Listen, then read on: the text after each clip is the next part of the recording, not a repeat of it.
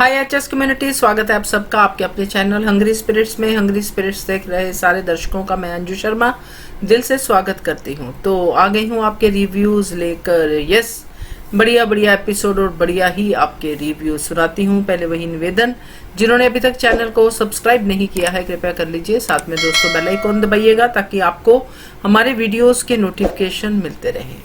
शुरू करते हैं अनुपमा से। जी मैं सोच रही अनुपमा के लिए आज का एपिसोड ठीक था। बहुत ही बढ़िया नहीं कहूँगी, वो साजिश का अंजाम देने की वो पौधा बहुत प्यारा था कि अनु से वादा किया था। वो भी थक चुका कि माँ बाप की करतूत की वजह से, और बच्चा ऐसा रहे, ऐसे खुश रहे, ऐसा रहे तो वही बड़ी बात होगी, अच्छी बात भी होगी। तो बच्चों को तो पता चल ही जाता है। अच्छी बात है कि पति पत्नी को अकेला कर दिया था, अलग कर दिया था ये लोगों ने। ये क्या वो कम साजिश है, ये कम जुर्म नहीं है क्या? ये क्या आपने दिखा दे रहा है कि अनुपमा जोशी क्या खेल खेला। ये तो लीला के वजह से या उनके कुसुक पुसुक के होने से। बापूजी थोड़ा सब्र होना चाहिए था। तो लेकिन ये तो मैं बताऊं, अनुपमा पहले ही रिकॉर्ड कर दिया होगा, ये तो होना ही था। तो इसलिए मार पिटाई हो गया होगा पूरी के वो बीटीएस में हुआ था। तो कोई बात नहीं, ये तो होना ही था, ये तो होना ही था, ये तो कहना था। तो जिस तरह माँ बाप के साथ बेइज्जती, अलग करना, बदतमीजी, उन्हें साजिश, उन्हें काम कराना अलग बात है, बहुत ज़्यादा काम कराना अलग बात है, पूरा घर का काम निकलवाना और कुछ काम करवाना बहुत अलग है। तो ये बहुत गलत की क्या खेल, रियली ये लोग इतना घटिया किया था तो कोई पूछ नहीं पा सकता। तो अभी तक तो ठीक था, पर कैसे भी तरह उनको चुप चुप के सुन लिया था। कहते हैं ना, दीवारों के भी कान होते हैं, शायद मुझे पूरी कॉन्फिडेंस है, सुनने में आया है, और मुझे पूरा भी विश्वास है कि ये ज़रूर अनुपमा रिकॉर्ड किया होगा और दिखा दिया गया कि ये आपकी क्या दरा है। ये तो पुलिस में जेल में भेजना है, और बाकी तो दिमाग खराब है। तो जब भगवान जी जो दिमाग दे रहे थे तो शायद वो सो गई होगी या किसी और जगह चली गई होगी। मुझे लगता है उन्हें कोई अदला बदली हुआ होगा, तो इसलिए ये सब ये दिवाकर के हाथों में आ रहा है। मम्मी को कन्विंस कर देंगी, मैं कर दूंगी, रियली। अभी उसको फैमिली मीट करेंगे ना, तब उसको पता चलेगा। पानी के पानी और दूध के दूध निकाल ही देगी। एक थापट सब सारा सच उगल देगा ये दिवाकर। ऐसे भी वो डरता है अनुपमा से, तो खुद उगल देगा। आपकी बेटी से कौन प्यार करेगा, दिमाग है ही नहीं, वो तो कुछ बोलते, तभी उसका पाकी को अंदाजा होगा कि उसने क्या किया है और क्या धोखा लिया है उस औरत को भी। इतना घटिया आदमी है, इंसान कहने के भी लायक नहीं है। और माँ ही इतना जलनखोर हो रही है, अपनी दुख कम हो जाएगा क्या दूसरों को दुख दे से या धोखा दे से। यहाँ से घर से निकाल देगी, ये तेरा घर है क्या? कौन सा घर कभी साथ दिया है? जो अनु माँ को नहीं हो पाई तो पराजी की क्या ही होगी। अभी देखते हैं आगे क्या होता है। हेलो अंजू जी, नवीन जी, नमस्ते। और सभी को सुजाता का प्यार भरा नमस्ते। एपिसोड देखा, अच्छा था। जब अनुपमा ने बीजी को स्टोर रूम में सोते देखा है, या जहाँ पे भी वो सो रही थी, वो देखकर उसको तो बड़ा ही बुरा। किसी को भी जिसके सीने में दिल होगा, जिसका मन मोम जैसा मुलायम होगा, तो उसको किसी को भी इस हालत में देखकर बुरा तो लगेगा ही।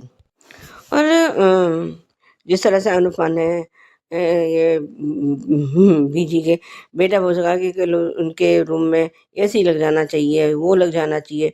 हाँ, सुधार तो बहुत अच्छे से रही है।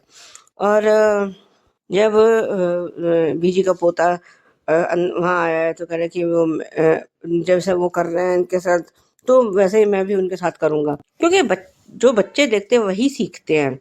लेकिन अनुपमा ने बहुत अच्छा समझाया, कह रहा कि उनको सजा देने का हक हम बड़े लोगों को ही है, छोटे बच्चों को ये नहीं करना चाहिए। और पाखी दिवाकर से बात कर रही है, और दिवाकर कह रहा है, अपने मन में सोच रहा है कि मैंने बहुत सोने की अंडा देने वाली मुर्गी फंसा ली है। मैं इससे शायद हो सकता है कि मेरे को और पैसे दे दे।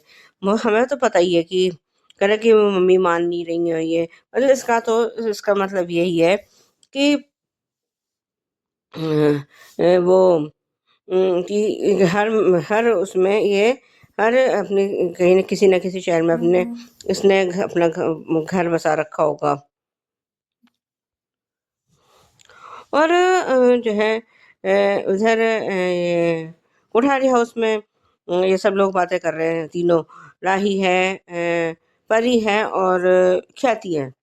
तो कह रहे कि मेरे को ये गिफ्ट मिला, वो कह रही है मेरे को ये गिफ्ट मिला। वो परी भी बता रही है कि मेरे को ये। उसने पहले कहा कि वो प्रेम से कुछ बात हुई, प्रेम ने कुछ कहा, प्रेरणा के बारे में कुछ कहा, तो एक बार तो लेकिन उसने फिर बात बदल दी है। और अपना ईयररिंग्स दिखा रही है, उधर ख्याति भी दिखा रही है। और शायद राही ने कुछ दिखाया है कि नहीं दिखाया, वो मुझे याद नहीं है। लेकिन वहाँ पर तब तक जलनखोर जल कुकड़ी माही पहुँच गई है। कह रहे कि इनको तो सब कुछ मिल गया, मेरे को तो कुछ नहीं मिला, ये है। और सबको गिफ्ट्स मिल रहे हैं। और वो तब तक वहाँ पे प्रेम आया है, और आते ही सीधे राही के गले लगा है। और क्या कहते हैं कि वो हमारी एग्जीबिशन इतनी सक्सेसफुल रही है कि बेंगलोर में भी उसकी हमें एक एग्जीबिशन और करनी है। और ये सुनते ही जो है माही के तो पैरों तले जमीन खिसक गई है, और सिर पर आसमान टूट पड़ा है, क्योंकि उन लोगों ने तो प्लानिंग यही की थी। अब हो सकता है कि इन्होंने अपने उसमें सीसीटीवी कैमरा लगा रखे हो या कुछ भी है, जो भी है। अभी आगे शायद खुलासा हो इस बात का। और गौतम जो इतने दावे से कह रहा है कि जो है ये ज़्यादा दिन तक नहीं रहेगा, और आई प्रॉमिस, तो कहीं ऐसा ना हो। कह रहे इस तरह से तो हमें घर से जल्दी ही निकाल देंगे। निकलना भी चाहिए, क्योंकि अब बहुत हो चुका है इन लोगों का। अब इन लोगों का ये नाटक कुछ ज़्यादा ही होता चला जा रहा है। अब तो इन लोगों को कोठारी हाउस से बाहर जाना चाहिए। इनके सारे पैसे तो जब अगर इनकी ये ज्वेलरी बिक गई है, इनके खाते में पैसे आ गए हैं, तो इनका पैसे देखा रवाना क्यों नहीं करते हैं? ये दोनों नाग नागिन को क्यों उन्होंने अपने घर में पाल रखा है डसने के लिए? ये मेरी समझ के बाहर है। इनको वही, अगर जब जैसे ये कहते कि हमारी अगर ये एग्जीबिशन सफल रही, तो हमें इतने पैसे मिल जाएंगे कि हम इन लोगों को इनका उधार चुकता करके वापस भेज सकते। तो अब ये जब सारी ज्वेलरी बिक गई है, सब कुछ हो गया है, तो फिर ये इनका उधार क्यों नहीं चुकता करते? और उधर तब तक अगले दिन ये लोग अनुप मैंने कहा कि ये सारा खाना बनाना है, जो लिस्ट दी है उसे देखकर तो टीना को चक्कर आ रहे हैं। उससे पहले वो अर्जुन अपने बड़े भाई से बात कर रहा है कि वो पापा कहाँ है, ये है वो है। कह रहे तुम भाई उनको पैसे मत दे देना। खैर खाना बनाने के लिए बात कर रहे हैं, तब तक ये इसके रविंद्र इनके बाबूजी के दो दोस्त जिन्होंने इसको अर्जुन को डराया था, तो वो भी आ गए हैं।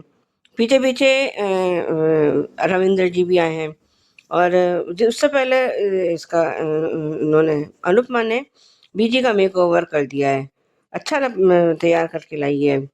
और टीना और वो उनको देख के बड़े हैरान है।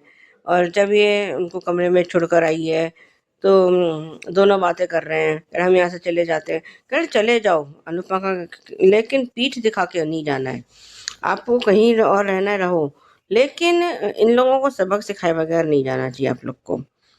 और दोनों को एक दूसरे की दवाइयाँ दी हैं कि आप ये उनको बेबी की दवाइयाँ दी हैं रविंद्र जी को और बीजी को, कि आपको इनका ख्याल रखना है। और जब ये बाहर आई है कमरे से, कह रहा है यही तो असली प्यार है, मैं भी अनुज के साथ ऐसे ही रहना चाहती थी।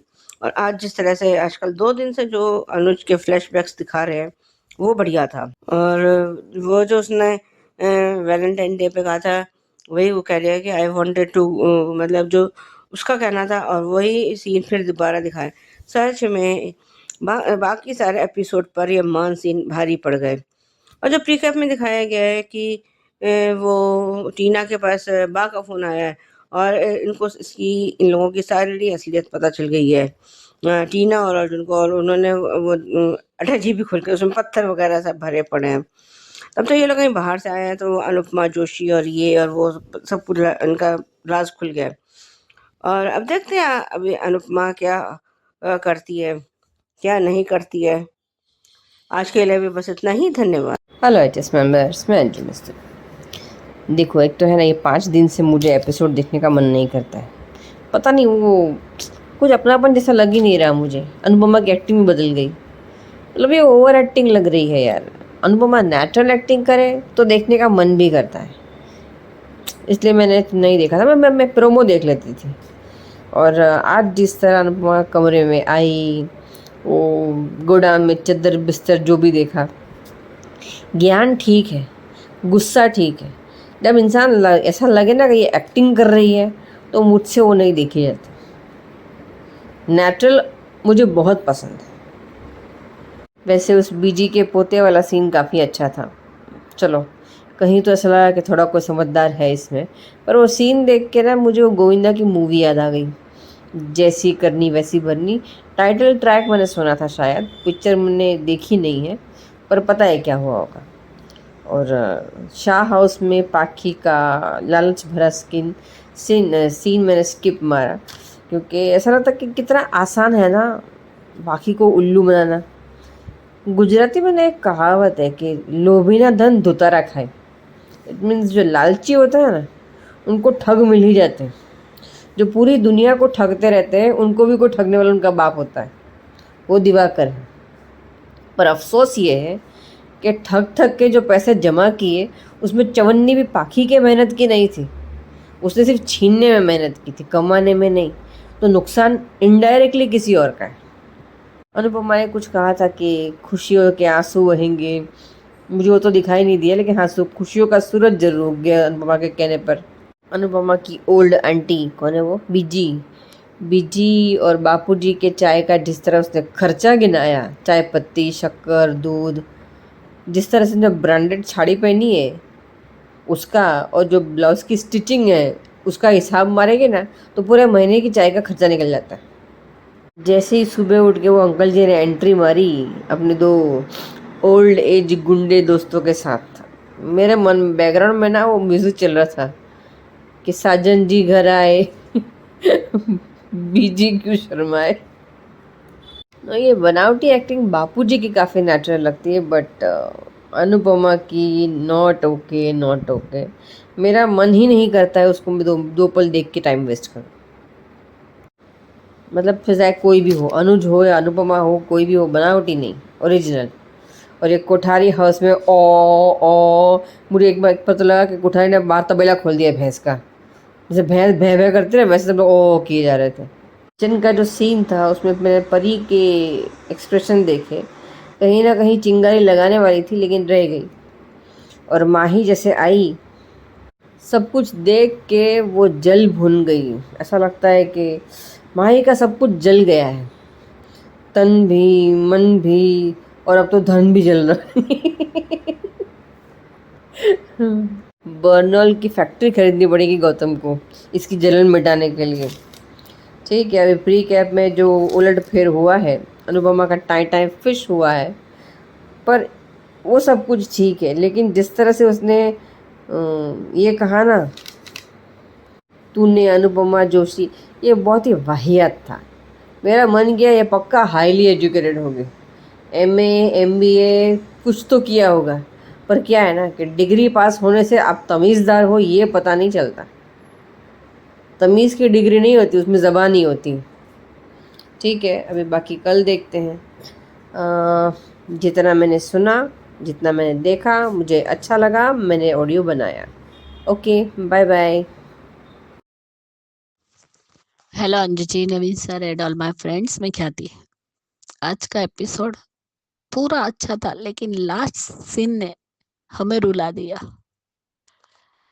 आज जिस तरीके से बीजी जिस कमरे में सो रही थी वो एक स्टोर रूम था, लाइक, और वहां सो रही थी।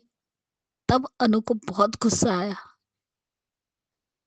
लेकिन वहां अंगद आता है अपनी दादी को वैलेंटाइंस डे कहने के लिए।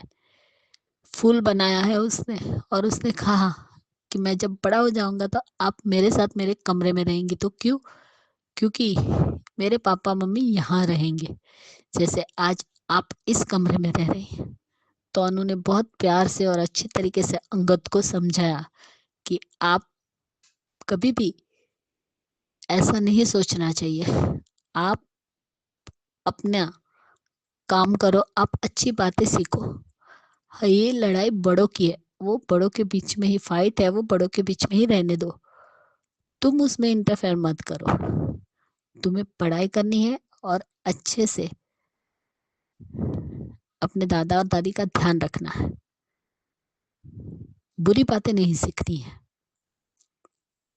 और जिस तरीके से अनुपमा ने वादा भी लिया कि ये हमारा सीक्रेट रहेगा, तो उसने भी हाँ कह दिया। और जिस तरीके से दूसरे दिन सुबह रविंदर अंकल, धीरज अंकल और नासिर जी तीनों आ गए, और जिस तरीके से मनप्रीत और रविंदर जी का एक दूसरे से जो मिलना और मिलन हुआ, वो देख के भी इमोशनल हो गए कि 6 महीने बाद दोनों पति पत्नी मिल रहे हैं। और उसने कहा भी कि मैं आपसे बहुत कुछ कहना चाहती हूँ, लेकिन कैसे कहूँ, बोलना ही नहीं हो रहा है मुझसे। तब रविंदर अंकल का कहना कि 3 चीज ने मुझे बता दिया कि तुम क्या कहना चाहती हो। पहला, कि ये तुम्हारी आंखों के आंसू। दूसरा, तुम्हारे चेहरे की झुर्रियां। और तीसरा, तुम्हारे खुरदुरे हाथ, जिससे पता चलता है कि तुमने कितना काम किया है। जिसे मैं रानी बनाकर रखता था, उसको नौकरानी बनाकर रख दिया मेरे बच्चों ने। और उस वक्त अनु वहां ग्लास लेकर, दूध का ग्लास लेकर आती है और दोनों की दवाइयाँ लेकर आती है, और मनप्रीत से कहती है कि आप अंकल की दवाई टाइम टू टाइम ले देंगी। और रविंदर जी को भी कहती कि आप आंटी जी को भी उनकी दवाई टाइम टू टाइम। अब आप दोनों को एक दूसरे का ध्यान रखना है। बहुत प्यारा सीन था वो। और जब वो वहां से बाहर निकलती है, तब उसे अपने अनुज की याद आती है कि तुम मेरे साथ हो तो मुझे कुछ नहीं चाहिए। तब अनु कहती है कि हम भी इसी तरह एक दूसरे के साथ I want to grow old with you बनकर रहना चाहते थे। आप कहाँ चले गए? हमें आपका सपना पूरा करना था, हम दोनों को मिलकर। लेकिन आज सच में बहुत ही हार्ट टचिंग और इमोशनल सीन था। जिस तरीके से अनु रो रही थी, हमें रुला दिया उसने। रूपाली जी की एक्टिंग माइंड ब्लोइंग। सच में वो सीन पूरे एपिसोड पर भारी था। अनुज का अनु सॉरी अनुपमा का अनुज को याद करना, और ये कहना कि आप कहाँ हैं, प्लीज आप आ जाइए। बहुत प्यारा सीन था आज, क्योंकि आखिरी सीन ने दिल जीत लिया। इमोशनल भी था और कर गया, और हमें रुला भी दिया। अनुज और अनुपमा का चाम अलग ही था। तो हमारे लव बर्ड बिल्कुल अलग थे। उनकी ना आंखों से मुंह से ना बोल के भी आंखें बहुत कुछ कह जाती थी अनुज अनुपमा की। दिवाकर को क्या लगता है कि ये सोने का अंडा देने वाली मुर्गी है, लेकिन यही सोने का अंडा देने वाली मुर्गी की जो माँ है ना, वो तुम्हें सोना चांदी पैसे की नहीं, जेल की भी हवा खिला सकती है। तो तुम ये भ्रम में हो कि तुमने अनुपमा को देखा, लेकिन तुम्हें अनुपमा ने नहीं देखा। और ये सच में इडियट ही है बाकी, और कुछ नहीं। कौन सी माँ से मिलने आए हो? अपनी पत्नी को माँ बोल रहे हो? और यहाँ पे राही, ख्याति और परी वाला सीन। राही कितना भी कह ले कि मैं प्रेम पर शक नहीं करती, मुझे पूरा भरोसा है, लेकिन आज परी ने कहा कि कुछ है क्या, तो प्रेम ने तुमसे कुछ कहा क्या कि कोई बात है, बताओ बताओ। लेकिन परी बहुत समझदार है। परी कभी भी राही और प्रेम में कोई गलतफहमी होने नहीं देगी, वो संभालेगी। जैसे आज उसने बात घुमा दी कि वैलेंटाइन पर राजा ने उसे अपने हाथ से बनाए हुए कान के दिए, और तभी ख्याति ने भी कहा कि मुझे बिछुए मिले हैं, और प्रेम ने लव लेटर दिया है। लेकिन ये सब सुनकर माही जलभुन कर राख हो रही, क्योंकि गौतम ने ना वैलेंटाइन डे बोला, ना उसे कोई गिफ्ट दिया। तो ये जो तुम्हारी शादी करने के लिए तुम मरी जा रही थी ना, उसी का कर्मा रिटर्न है। और गौतम को क्या लगता है कि क्या वो हर बार कामयाब होता जाएगा? और मुझे क्यों लगता है कि वो असली ही जेवर हो गए। अगर एक जौहरी असली और नकली का फर्क समझ सकता है, तो वो खुद की ज्वेलरी देखकर असली और नकली भी समझ सकता है। तो शायद गौतम का प्लान फेल हो गया होगा, तो बहुत अच्छा होगा। और तुम इसी लायक हो माही। 3 दिन से अनुज का सीन आ रहा है।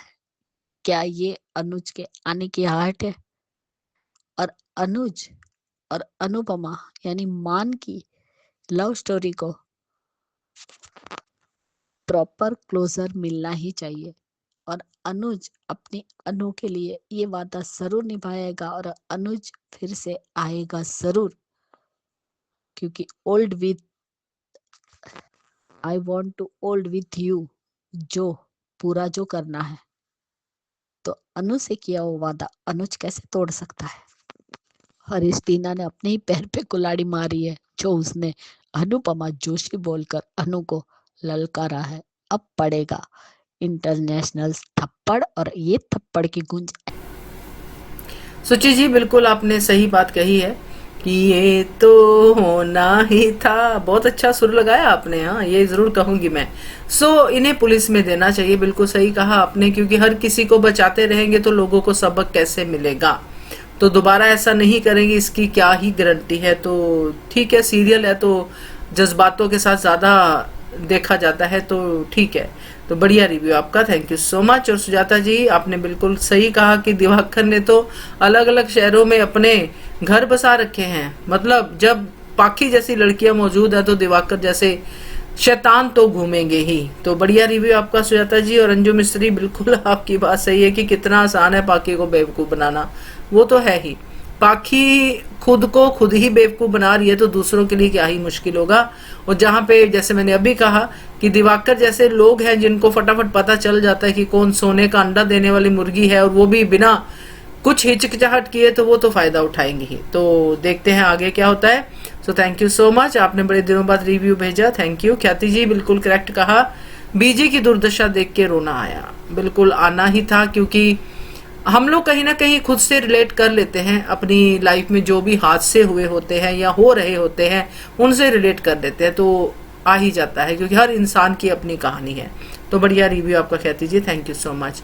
तो आगे बढ़ते हैं, सुनते हैं ये रिश्ता के रिव्यू। नमस्ते अंजना जी, मैं सोच रही ये रिश्ता क्या कहलाता के लिए ये यार इतना एटीट्यूड तो मैं जमीन से उखाड़ते फेंक दूंगा। ये बाप का राजा है क्या? क्या समझता है? ये लोग ही इतने मेहनती से बनाए, पाए पाए इतनी धीरे धीरे जोड़ के पैसे जोड़कर अपने घर बनाया, दुकानें खरीदी। अगर वाकई वो उनका रेंट दे के उनके बाकी उनका जो भी बाकी मतलब दुकान या गराज जो भी है वापस देते को, फिर भी तो दूसरी जगह उनका रेंट तो लेना पड़ेगा ना, और फिर क्योंकि वो गैराज भी नया सेटअप करना पड़ेगा, नया दुकान रखना पड़ेगा। मुफ्त में तो ये थोड़ी ना आ सकता है। तो न्याय ठीक से उसने जरूर ठीक बोली थी।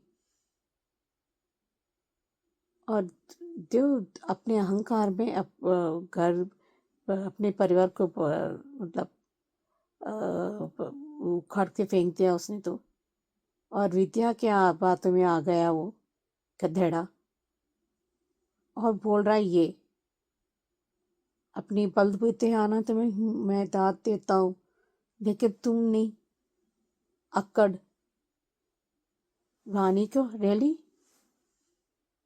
वो नहीं आती, बार बार आई थी, पर विद्या ने नहीं की, उखाड़ के फेंक दिया था। और जब पीटीएस में और प्री कैप में पी के नशे में दूध गिर गया है। इतना कड़वापन ये सिर्फ विद्या की वजह से। वो ऐसा नहीं था, वो खुद से प्यार करता है। अगर सही चीज करोगे तभी बीवी से प्यार करेगा, अगर मायरे के लिए होगी तभी बीवी से प्यार करेगा। आप दोस्त थे ना, पति पत्नी थे ना, तो दोस्ती रशा तो गया भाड़ में। पति पत्नी का रिश्ता तो गया भाड़ में। रियली देखते हैं आगे क्या होता है। Hello Anju ji, Naveen sir and all my friends. मैं ख्याति आज का एपिसोड देखा और कल का भी। इतना गुस्सा था अरमान को अबीरा पर कि जो ओढ़नी उसकी गाड़ी में फंसी थी और वो झाड़ियों में जाकर फंस गई तो वहां से निकाल कर उसने जला दी। इतनी भी नफरत किस काम की। और ये विद्या ने तो सच में बहुत घटिया काम किया है।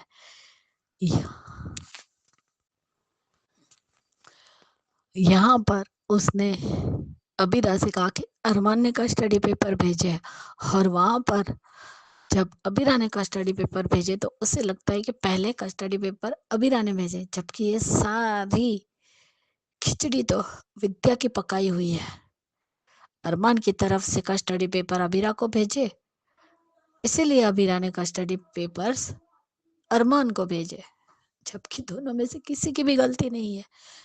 और आज जिस तरीके से मायरा और मुक्ति का जो सीन हुआ, जिसमें मुक्ति का जो कहना था वो बिल्कुल सही था कि मायरा को पैसे की कोई भी परवाह नहीं है। उसके पापा पैसे भर रहे हैं, उसके लिए सब कुछ कर रहे हैं, लेकिन वो कितने का है क्या है उसे कुछ पता नहीं है, आइडिया तक नहीं है।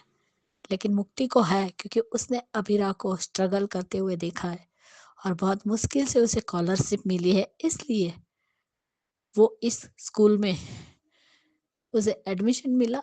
लेकिन उसके बाद भी जो भी खर्चे उसने बताए वो बिल्कुल सही बताए।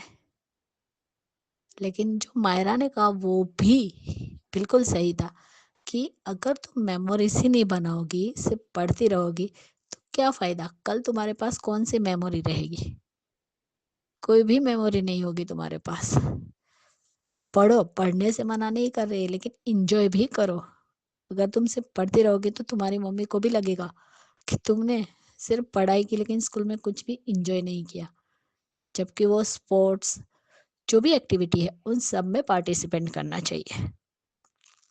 आज मायरा थोड़ी शयानी जैसी बातें कर रही थी, अच्छा लगा। और ये तो वही है जिसने डांस कंपटीशन, सोनी पर जो डांस का आता है कंपटीशन, उसमें भी वो उसने पार्टिसिपेट किया है। कल ही मैंने देखा। तो ये डांसर भी है मायरा, और बहुत अच्छी डांसर है रियल में। उसका नाम अक्षया है। लेकिन मुक्ति और जो मायरा वाला कन्वर्सेशन था वो बहुत अच्छा था। और जिस तरीके से आज वैलेंटाइंस डे की जगह पर मीटिंग रखी थी, तो उसका जो मैनेजर, उसका कहना कि हर जगह यही सब कुछ है, तो कहाँ जाकर मीटिंग रखता। वो भी बेचारा मजबूर था। और तुम्हें नफरत है, इसका मतलब ये तो नहीं कि दुनिया प्यार करना ही छोड़ दे। लेकिन जिस तरीके से आज अबीरा ने जवाब दिया है कि एक घर तो दूसरे की गुरूर की भेंट चढ़ गया, लेकिन दूसरा घर किसी ग्रीड के भेंट नहीं चढ़ाऊंगी। यानी किसी की नफरत या जीत की भेंट नहीं चढ़ाऊंगी। और सही तो है कि उसने उस गटारिया से उनका गैरेज खरीद लिया था और उसकी बकायदा उसने किस्तें भी भरी है, जब और उसके पास पेपर्स भी है बैंक के। और जिस तरीके से उसने कहा कि मुझे गारंटी चाहिए कि रीडेवलपमेंट के बाद सबको उनका घर, दुकान, सब कुछ मिलेगा, गैरेज, क्योंकि उन लोगों ने खून पसीना एक करके पाई पाई जमा करके अपना घर लिया है, तो वो किसी ऐसे मगरू लोगों की भेंट तो नहीं चढ़ने देगी, क्योंकि ये उनकी जिंदगी का सवाल है। और यहाँ पे भी अरमान का एटीट्यूड कम नहीं हुआ है, उल्टा धमकी ही दे रहा है वो। और सही कहा अबीरा ने कि आप क्या चाहते हैं कि आपके चिल्लर पैसे उठाए और हमारा घर, दुकान, सब कुछ छोड़कर यहाँ से चले जाए। नो वे। तो आप क्या चाहती है? तो रिटर्न गारंटी चाहिए कि हमारा घर, दुकान और हम जहाँ रहेंगे उसका रेंट भी आप लोग भरेंगे। उससे जो चीज उनसे ले रहे हैं वो सारी चीज वापस चाहिए रील डेवलपमेंट के बाद। तो उसकी शर्त बिल्कुल जायज है अबीरा की। वो सबके बारे में सोच रही है, सिर्फ अपने बारे में नहीं। आज मुक्ति ने मायरा को पैसे की अहमियत सिखाई है कि उसका सम्मान करो, अनादर नहीं। और जिस तरीके से अबीरा ने जो शर्त रखी वो भी बिल्कुल सही थी। और यहाँ पर अबीर अरमान का जो कहना था पलटवार, वो घटिया था। और जिस तरीके से आज तानिया ने वैलेंटाइंस डे मनाया क्रिस के साथ, सच में ये क्रिस कुत्ते की धूम है, ये नहीं सुधर सकता। ये बहुत बड़ी प्लॉटिंग कर रहा है। इसकी नजर अंशुमन के ही बिजनेस पर है। जिस तरीके से आज उसने कहा ना फोन करके कि हम जैसा चाहते वैसे ही सब कुछ हो रहा है, तो ये सारा नाटक है। हम क्रिश के लिए थोड़ा बुरा फील कर रहे थे, लेकिन आज का जो एपिसोड देखा उसके बाद तो हम बिल्कुल उस पर यकीन नहीं कर सकते। ये इसी लायक है कि ये रोज अरमान के हाथों जलील होता रहे, क्योंकि ये प्यार के लायक नहीं है, ठोकर मारने के लायक ही है। अगर तानिया ने उसे अपने बिजनेस में इन्वॉल्व कर लिया तो सच में ये उसको ही टेक ओवर कर सकता है, तानिया को, और सब कुछ अपने नाम भी करवा सकता है। इसका कोई भरोसा नहीं है। तानिया तो सच्चे दिल से प्यार करती है क्रिश से, लेकिन क्रिश ने सिर्फ उसे सोने का अंडा देने वाली मुर्गी ही समझा है और कुछ नहीं समझा। ये क्रिश नहीं सुधरेगा। और इस क्रिश के लिए उसकी माँ तानिया से झगड़ा कर रही थी। आज का एपिसोड बिल्कुल कहा सुची जी आपने ठीक, कि अरमान समझ से बिल्कुल बाहर हो गया है। अरमान दरअसल अपने गुस्से पे काबू नहीं कर पा रहा है। वो सारी दुनिया से लड़ना चाहता है, क्योंकि उसने ये सोचा ही नहीं था कि ऐसा कुछ हो जाएगा। तो उसको समझना अब वाकई में मुश्किल है, क्योंकि वही खुद को नहीं समझ पा रहा। बढ़िया रिव्यू। और ख्याति जी आपने भी सही कहा कि अरमान को इतनी नफरत है तो क्या पूरी दुनिया प्यार करना छोड़ दे? बढ़िया था। अब दुनिया को तो वैलेंटाइन डे मनाना ही है ना, क्या करे, वो तो मनाएंगे ही। और कैसे वो फोटो खींचने वालों को उसने खड़ूस कर दिया, खड़ूस मान ने खड़ूस बना दिया, वो सब जो भी है। सो बढ़िया रिव्यू आपका ख्याति जी, थैंक यू। और आगे बढ़ते हैं क्योंकि के रिव्यू सुनते हैं। नमस्ते अंजुला जी। मैं सोच रही क्योंकि सीजन 2 के लिए मेरा मुझे लगता है कि मिहिर अपनी गलतियों का एहसास हो चुका है कि कई साल पहले अंगद और वृंदा को घर से बाहर निकाल दिया था, और इन बच्चों के ज़रिए से अब वृंदा की सेव भाव से, अच्छे नीयत से ये काम ना हो पाए, और नियत और बुरा काम की वजह से रणवीर जी का ये हाल है। हमेशा नियत और अच्छे कर्म की वजह से आपके भाग्य बन जाता है। अच्छा कर्म, अच्छा नियत, अच्छा भाग्य, ये तो होना ही था। और अपने पराये डेफिनेशन पर बहुत सही से कह दिया था, और ना कितना पलट झपट के उल्टा कर दिया था। सच्चाई हमेशा ज़्यादा देर से चुपती नहीं है, और मैं समझती थी गोमसी कहीं ना कहीं अपने एटीट्यूड की वजह से ही हुआ था, और साथ रह के हो सकता है, अकेले रहने में से क्या हो सकता है। अपनी अपनी देखभाल करने से ठीक होता है। तो मुझे ये सामने समझ में नहीं आता कि दामिनी क्यों नहीं वहाँ से मिलती, बात करती, ये आपके सामने बैठकर क्यों नहीं बात सोच सकती।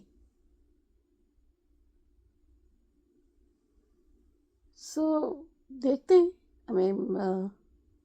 मुझे लगता है रणवीर जी का खेल और नयना का खेल जल्दी सामने आ जाएंगे। अभी अंगद बहुत इमोशनल हो रहा था, और अभी ये सम जॉइंटली आएगा, तो देखते हैं कैसे निपटते हैं। हेलो अंजू जी, नवीन जी नमस्ते, और सभी को सुजाता का प्यार भरा नमस्ते।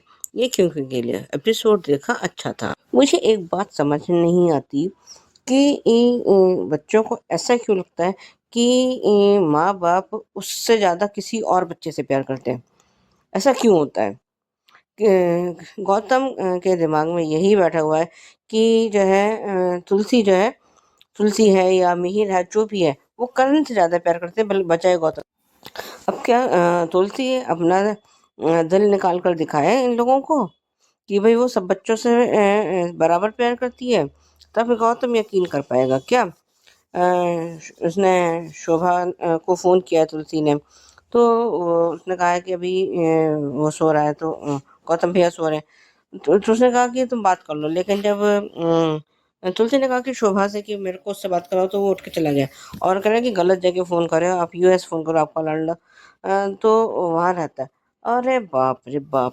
ऐसा भी क्या जो है कड़वाहट में रखनी दिल में। और तुमने जब कुछ मुंह खोल के कुछ बोला ही नहीं, तुम तो अपनी ईगो लेकर वापस चले आए, तो उसमें ना तुलसी की कोई गलती है और ना मिहिर की कोई ना ही और मिहिर की कोई गलती है। तो और उसने तुलसी ने शोभा से कहा कि शायद वो उससे दामिनी से बात करके देखे, तो दामिनी भी जो है मना कर दिया कि वो अपने बच्चे के लिए कुछ नहीं कर पाए। तो तुम क्या कर रही हो? अगर तुम उसका गौतम का साथ देती, अब भी तो तुम कैसे न कैसे पाल ही रही हो ना उसको, है। अगर तुम कहती कि चलो भाई मैं भी पढ़ी लिखी हूँ और हम दोनों मिलकर जॉब करते हैं और इसके सपने पूरे करते हैं, तब तो कुछ बात भी थी। तुमने तो जो है सीधे पलायन ही कर दिया। खैर इधर वो उसने अंगद को फ़ोन करके कहा है, अंगद के कहने पर वृंदा जो है बच्चों को स्कूल से ले आई है। तब तक वहाँ मिहिर का फ़ोन आ गया है, वो कह रहा है कि मैं आज सेशन का नहीं करवा पाऊँगा, अगर अभी आ जाओ तो ठीक है, नहीं तो फिर तो। लेकिन वो कह रहे हैं कि मैं बच्चों को छोड़ कर आऊँगी तभी तो आऊँ। तो लेकिन उसने कहा कि बच्चों को ले आओ। और दोनों बच्चे बड़े प्यारे, दोनों मुँह पे उँगली रख कर बैठे हैं, ऐसे जैसे जैसे किसी ने उनको वो पनिशमेंट दे रखी हो कि अपनी उँगली मुँह पे से हटानी ही नहीं है। लेकिन जब बच्चों ने अनजाने में उसको दादू कह के बुलाया है, तो उसकी तो खुशी का ठिकाना ही नहीं था।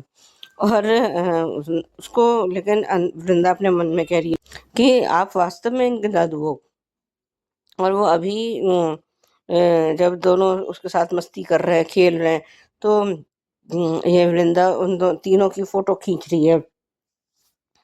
और उसके अगले दिन उसने फिर इन लोगों को फोन करके बुलाया है। नहीं, इन लोगों ने फोन कर दिया है मिहिर को। कह रहा है कि आप जो भी उनका, हाँ, कह रहा है आपने उसको फ़ोन क्यों करा ये? तो कह रहा कि नहीं, नहीं, मैं खुद फ़ोन करने वाला था। तो जो है उन लोगों को फिर घर बुलाया है कि मैंने इसके लिए क्रिकेट किट ली है, उसके लिए मैंने वो लिया है। और वो बच्चे वहाँ फिर पहुँच गए हैं और स्कूल से शायद उस दिन भी सीधे घर ही गए हैं ये लोग। तो अंगद ये सारी फ़ोटोज़ देख के शायद बड़ा खुश है और उसको किसी को भी खुशी ही मिलेगी। और जब ये बच्चे उसके साथ खेल रहे हैं, मस्ती कर रहे हैं और इतने में उसकी उसकी क्या कहते हैं, अक्षय की नोटबुक गिर गई है। और जब उसने उठा के उसको पढ़ी है तो उसपे अक्षय अंगद वीरानी लिखा है। अब ये तो उसको समझ में आ ही गया है कि ये इसका अंगद का बेटा है। उससे पहले जो शुरुआत में दिखाया कि मैं तो कह ही रही थी कि ये नोएना कोई और झूठ बुनेगी, झूठ का जाल फिर बुनेगी। लेकिन अभी ये मिहिर इसमें ज़्यादा इतना कन्विंस हुआ नहीं है। हालाँकि उसने झूठ बहुत अच्छा बोला कि ऋतिक और मिताली की शादी टूटने की कगार पर है, अब टिंसी का क्या होगा, ये है, वो है। और अभी तो झूठ तो खुलकर रहेगा। झूठ को चाहे 7 तालों में बंद करके रखो या 7 उसमें कहीं पे भी दबा के रख दो, लेकिन सच कहीं न कहीं से बाहर आ ही जाता है और ये सच भी बाहर आ ही जाएगा। ये तो तय है। वैसे नयना जैसी घटिया औरत अगर या कहीं मिले ही ना किसी को, कि जो दूसरों का बसा बसाया घर उजाड़ के, वो भी प्लानिंग प्लॉटिंग के तहत, मतलब जो इतना भी क्या वो पागल हो जाना किसी के पीछे कि जो है तुमने तो उसका बसा बसाया घर उजाड़ दिया। तो अगर मिताली के साथ ऐसा कुछ होता है और मिताली ने जो उसके साथ किया, मुन्नी के साथ, क्या वो सही था कि उसकी गृहस्थी बसने से पहले ही उजाड़ दी? वो अगर वो उस टाइम पे उसके मन में शक नहीं पैदा करती तो शायद आज वो मुन्नी उससे शादी कर भी लेती। लेकिन उसने रिश्ता तोड़कर बिल्कुल सही किया कि जहाँ उसमें इस रिश्ते में भरोसा नहीं है, ये सब सच्चाई नहीं है, जो भी है सम्मान नहीं है, वहाँ वो शादी करके करेगी भी क्या? अभी तो वो कह रहा है कि इससे बात मत कर, ये साड़ी मत पहन, वो मत पहन। कल को ये तो शायद इसको घर में बंद कर देगा कि घर से बाहर भी मत निकलो। ऐसा नहीं होता। और प्रीकेप जो दिखाया है कि ये तो उसके अंगद के बच्चे और रणविजय ने जो अपना करना चाहा कि ये तो उसको वृंदा को और उसको घर से बाहर निकाल देगा, और लेकिन मिहिर ने उसका उल्टा ही कर दिया। अब जब रणविजय की बैंड बजेगी वो मज़ेदार होगा। आज के लिए भी बस इतना ही। धन्यवाद। Hello Anju ji, Naveen sir and all my friends. कल का क्योंकि का एपिसोड देखा, अच्छा लगा। जिस तरीके से मिहिर ने फोन किया कि उसे बाहर जाना है तो वो अभी सेशन के लिए आ जाए, तो उससे कहा बच्चे हैं तो उन्हें भी लेकर आ जाओ। लेकिन बच्चों को इतने प्यार से और अच्छे से समझा कर रखा था वृंदा ने कि आप वहां पे कुछ भी आवाज नहीं करेंगे, चुपचाप बैठेंगे। जिस तरीके से दोनों बच्चे अपने उंगली नाक पर रखे चुपचाप बैठे थे ना, कितने क्यूट लग रहे थे। तब उन्होंने कहा कि तुम लोग हंसते नहीं हो, मस्ती नहीं करते हो, हाँ, हंस के दिखाओ। तब माधवी हंसती है। और जब सेशन कर रही थी वृंदा, तब मिहिर के पैर में दर्द होता है तो वो डांटती है। तो बच्चों को पूछता है मिहिर कि क्या आपको भी इसी तरह मम्मी डांटती है? तो हाँ, तो कैसे डांटती है? तो माधवी ने कितने प्यार से अपनी मम्मी की एक्टिंग करके दिखाई कि वो गुस्से में उनके गाल लाल हो जाते हैं, आंखें बड़ी करती है और कहती है कि माधवी हेका केलिस, मतलब माधवी तुमने ये क्या किया? बहुत प्यारा क्यूट था दादा और पोती का। तो बोले मेरा ध्यान कौन रखेगा? तब अक्षय ने कहा कि मैं रखूंगी ना, मैं रखूंगा ना दादाजी आपका ध्यान। तो वो शॉक्ड हो गए कि दादाजी। तब वृंदा कहती कि मैंने ही उन्हें कहा था कि आपको दादाजी कहे। और वैसे वो बड़े भी है तो उस हिसाब से तो दादा भी हुए ही है ही वैसे भी उसके ही दादा। सच में बहुत प्यारा सीन था। और यहाँ पे जिस तरीके से बच्चे तुलसी के साथ सो रहे थे, और उसने कहा कि ये गाना मैं सभी बच्चों के लिए गाया है मैंने। तब गौतम की बात करती है, तब तो कहती है कि शोभा को भेजा है उसके पास, अब पता नहीं क्या वो फोन नहीं आया। तो फिर वो वृंदा कहती क्या आप फोन कर लो। इसलिए तुलसी फोन करती है। तब पहले तो गौम से कहता है तुम बात कर लो, क्योंकि वो सोया हुआ था, लेकिन वो सोया हुआ था ही नहीं। और जब शोभा ने भी कहा कि माँ आपसे बात करना चाहती है, तो कह ये अब उल्टा जवाब देना नहीं हुआ। जब माँ तुमसे बात करना चाहते तो बात करने के बजाय उल्टा जवाब दे रहा है कि अपने अमेरिका अपने बेटे को, लाडले बेटे को फोन करो। ये इसके दिमाग के अंदर ही फॉल्ट है, खुद ही गलत फहमी पाल के बैठ गया है कि मेरे माँ बाप मुझसे प्यार नहीं करते, और उसी रास्ते पे चलता जा रहा है। और जब खुद ने सैर्स डुबाए, जो खुद कल उसकी पत्नी ने भी कह दिया, दामिनी ने, कि सैर्स थे सब थे, हमारी बात नहीं मानी और सब कुछ उसने डुबा दिया। तो जब खुद की गलती से तुमने सब कुछ बर्बाद किया अपना जो भी बिजनेस था, तो फिर तुम अपने माँ बाप को इल्जाम कैसे दे सकते हो? और शोभा दामिनी से भी मिलने गई तो दामिनी का कहना है कि मैं मिलना नहीं चाहती। तो क्यों? जब तुम्हें तुम्हारा हक चाहिए, जब तुम्हें पता है कि तुम्हारा पति नहीं बोल रहा है, तो तुम बोलती ना, बहू थी ना तुम उस घर की। बहू से भी ज्यादा तुलसी ने तुम्हें बेटी बना कर रखा था ना, तो बेटी के हक से ही बोलती तुलसी को कि मुझे अपने बेटे को बाहर पढ़ाई करने उस कॉलेज में भेजना है। और गौतम का बिजनेस पूरी तरह डूब गया, उसने डुबा दिया है, तो आपकी हेल्प चाहिए, क्यों नहीं बोला? और जब तुम्हें सब कुछ पता है कि तुम्हारी सास उस घर में नहीं रहती और किसकी वजह से नहीं रहती, सारी बातों की खबर है तुम्हें, तो फिर अपनी सास के पास क्यों नहीं गई? और जब सब पता है तो ये तो पता ही होगा कि तुम्हारी सासू माँ ने खुद का बिजनेस भी है। ये तो पता ही होगा ना, जब सारी इन्फॉर्मेशन रखी है तो ये भी इन्फॉर्मेशन होगी। तो खुद तो जा सकती थी ना। खुद जाना नहीं है, पति को भी बात करनी नहीं है, सिर्फ ब्लेम गेम खेलना है। ये कहाँ की समझदारी हुई? बोल सकती थी खुद। और अब कौन सा तुम्हारा बेटा सच में वहां पढ़ने गया? अगर तुम आज भी मुसीबतों के साथ जूझ रही हो, जो बोल रही हो कि हमारी भी लाइफ आसान नहीं है, तो फिर जाओ बोलो। बोलना तो है नहीं, लेकिन सिर्फ इल्जाम लगाना है कि परिवार ने भी कुछ नहीं किया। और यहाँ पे हमारी माधवी ने मिहिर को फोन लगा दिया।